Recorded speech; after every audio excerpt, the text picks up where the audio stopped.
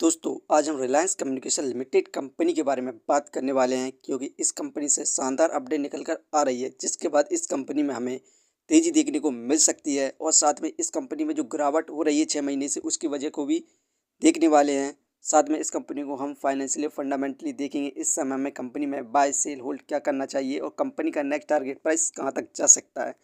तो आइए वीडियो को स्टार्ट करते हैं।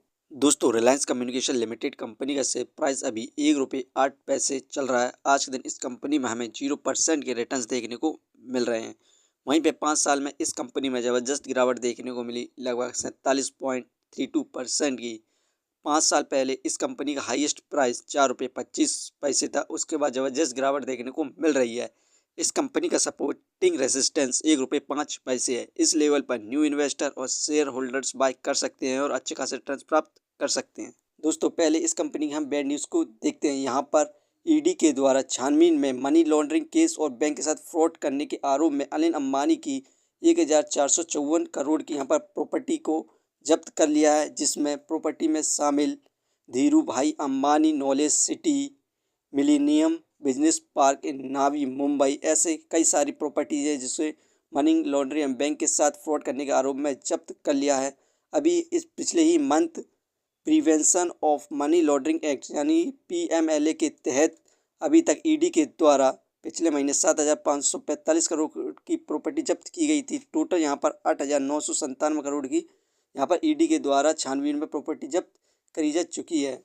दोस्तों इस कंपनी यहाँ पर गुड न्यूज़ को देखें तो यहाँ पर यूसीओ बैंक द्वारा एक्स रिलायंस कम्युनिकेशन डायरेक्टर किकर्स के ऊपर बैंक से जो लोन लिया था उनके साथ फ्रॉड करने का आरोप लगाया था, लेकिन यूसीओ बैंक पूरी तरह से फेल हो चुकी है। उसे साबित नहीं कर पाई कि इन्होंने बैंक के साथ फ्रॉड किया है और ना ही कोई नेसेसरी डॉक्यूमेंट यहाँ पर मुंबई हाई कोर्ट के सामने रखा, जिसके बाद मुंबई हाई कोर्ट ने इस केस में अभी होल्ड कर दिया, रोक लगा दी है, जिसके बाद इस कंपनी में हमें ज़बरदस्त तेज़ी देखने को मिल सकती है। वहीं पर इस कंपनी को हम फंडामेंटली देखें तो मार्केट कैपिटलाइज 296 करोड़, इस हिसाब से मार्केट कम बहुत ज़्यादा कम है। डेप्थ ऑफ इक्विटी 0.49 इस कंपनी पर डेप्थ है।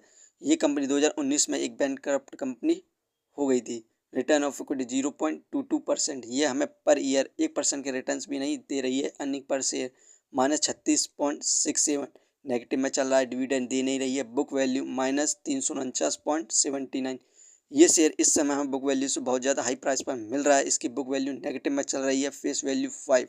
दोस्तों इस कंपनी के फंडामेंटल ठीक नहीं है, लेकिन ये कंपनी फ्यूचर में अच्छा खासा परफॉर्मेंस करती है तो ये कंपनी के फंडामेंटल काफ़ी अच्छे हो जाएंगे। इस कंपनी को हम फाइनेंशियली देखें क्वार्टरली बेसिस पर तो सितंबर में 2,286 करोड़ का लॉस हुआ। यहाँ पर दिसंबर में इंक्रीज़ हुआ 2,379 हुआ, मार्च में इंक्रीज़ हुआ 2,502 हुआ, जून में इंक्रीज़ हुआ। यहाँ पर लॉस 2,560 करोड़ हुआ। सितंबर में लॉस इंक्रीज हुआ 2,701 करोड़ लॉस हुआ। यहाँ पर ये क्वार्टरली बेसिस पर लॉस इंक्रीज कर रही है। अब इस कंपनी का नेक्स्ट क्वार्टर का रिजल्ट आने वाला, उसमें यदि ये कंपनी लॉस कम करती है या प्रॉफिट गेन करती है तो इस कंपनी के द्वारा मल्टी वगैरह रिटर्न्स मिलने की संभावना है। तो आप इस कंपनी पर नज़र बनाए रखें। यदि कंपनी को प्रॉफिट होता है तो आप इस कंपनी से मल्टी वेगर रिटर्न्स प्राप्त कर सकते हैं और आंख बंद कर इस कंपनी में रुपए इन्वेस्ट कर सकते हैं। दोस्तों ये वीडियो सिर्फ एजुकेशन पर्पस के लिए थी। यदि आप किसी भी कंपनी या स्टॉक्स पर इन्वेस्ट करते हैं तो एक बार अपने फाइनेंशियर्स और एक्सपर्ट की सलाह जरूर लें। कभी भी लोन लेकर इन्वेस्टमेंट ना करना, वरना आप भारी मुसीबत में पड़ सकते हैं। यदि आपको कंपनी के बारे में जानकारी सही लगी हो तो अपने चैनल को सब्सक्राइब करें जिसका नाम है स्टॉक एनालिसिस। धन्यवाद।